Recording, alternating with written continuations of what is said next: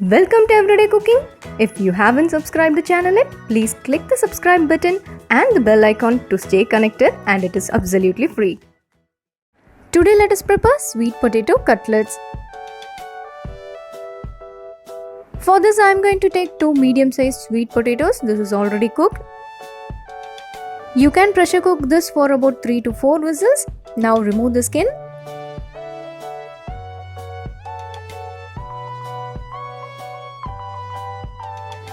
This is ready. Now let us mash this.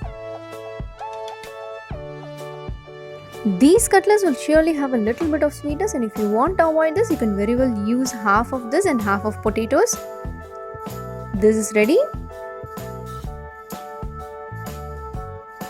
To this, let us add half a teaspoon of ginger garlic paste, 1 small onion chop,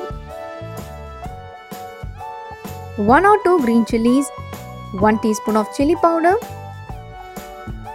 a handful of coriander leaves chopped, the required amount of salt, and 2 tablespoons of maida, that is all-purpose flour. If you wish to avoid maida, you can use either corn flour or even the whole wheat flour as an alternative. This is ready. Next we are going to prepare slurry. For slurry I am going to use all-purpose flour, 2 tablespoons of all-purpose flour. Add water little by little and make it into a thin batter.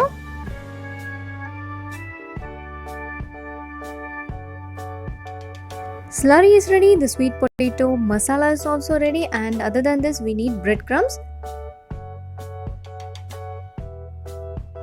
Take a little portion and make it into cutlets.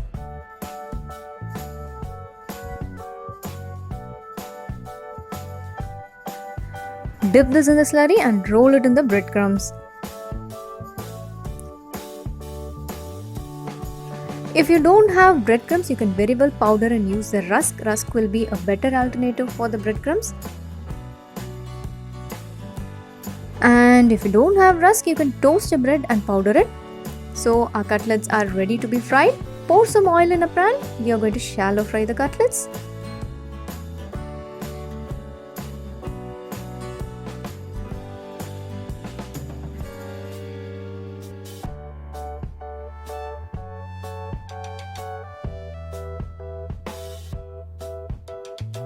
It will take time when you keep it in low flame, but it is worth the wait.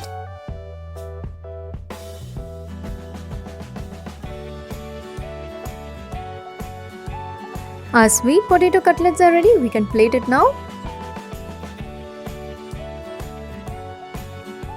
A simple tomato ketchup will be a best combination for this. And thank you for watching. We'll join you in another interesting recipe, and don't forget to subscribe our channel.